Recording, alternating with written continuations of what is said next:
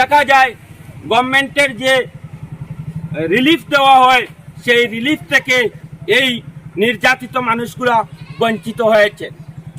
তদুপরি আমাকে আমার সোনাবাড়িঘাট জিপির মানুষ অবগত করার পরও আমি জেলা প্রশাসনের দৃষ্টি আকর্ষণ করেছি এবং আমি স্থানীয় যে পাটোয়ারি আছেন ওনার সঙ্গে যোগাযোগ করেছি, তা সত্ত্বেও আমরা কোনো উত্তর পাই নাই।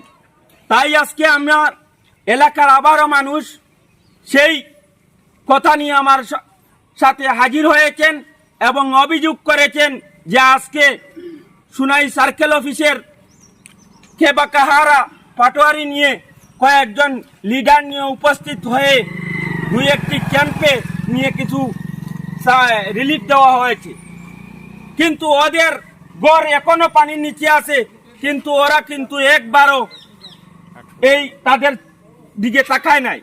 তাই অত্যন্ত দুঃখের সহিত আমরা আজকে বলতে চাই যে সুনাই সার্কেল অফিসের ম্যাডাম এবং আমার শিলচরের ডিসি মহোদয় এবং জেলা প্রশাসনের দৃষ্টি আকর্ষণ বলছি যে রিলিফ যেটা দেওয়া হয় সেটা কি প্রাপ্য পাওনাকে দেওয়া হয় না আমাদের সরকার দেয় না লিডার দেয়, এটা আমার একটা প্রশ্ন। এবং গভর্নমেন্ট যেটা গাইডলাইন দিছে আমি আসাম সরকারকে আমি ধন্যবাদ জানাই এবং সম্মানের সহিত আমি বলতে চাই যে যাদের ঘরে ব্যবস্থা করে যারা ঘরে থাকছে এরা নিশ্চয়ই ঘরের আবাসপত্র এবং তারা পরিবার নিয়ে ঘরে থাকে, কারণ হচ্ছে ওদের রাত্রে চুরের ভয় আছে। দেখা গেছে বিগত দিনে কয়েকটি দোকান এবং কয়েকটি ঘরও চুরি হয়েছে, তাই ওরা নিজে কষ্ট করে ঘরে থাকার ব্যবস্থা করে দেয়। তাই কেন তাদেরকে ইন্টেনশনালি তারা কীরকম তারা এই রিলিফ থেকে বঞ্চিত করা হয়? সরকার তো কখনো বলে নাই যে গরিব যারা পানির নিচে গেছে তাদেরকে বঞ্চিত করার। তাই আমি বলছি আজকে প্রিন্ট মিডিয়া এবং ইলেকট্রনিক মিডিয়ার মাধ্যমে দেশ সঠিকভাবে তদন্ত করে পুঙ্খানুপুঙ্খভাবে এই গরিব মেহনতি মানুষ যারা আজকে জলের নিচে আছে, এখন পর্যন্ত ঘর আছে, তাদেরকে রিলিফ দেওয়া হোক। আগামীকাল আমরা আমার সুনাই সার্কেল ম্যাডামকে আমি একটা মেমোরেন্ডাম দেব, আর আমি অভিযোগ করছি যে তাদেরকে অতি সত্বর তাদেরকে রিলিফ দেওয়া হোক, না হলে আমরা গণতান্ত্রিক পদ্ধতিতে আমরা বৃহত্তর আন্দোলন গড়ে তুলব।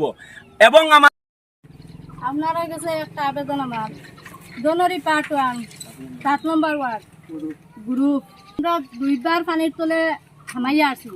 আমরা ছোট ছোট বাচ্চা নাচন ই এলাকার সব আমরা ডুবাই, তারা খেয়ে খেয়ে যে ই লিস্টটা বানাইয়া দেয় সরকারের জিনিস দিতে তারা খেনে কম বেশ করে দেয়, ই জিনিসটা খেনে আমরা করে থাকি, আমরা খেনে পাই না।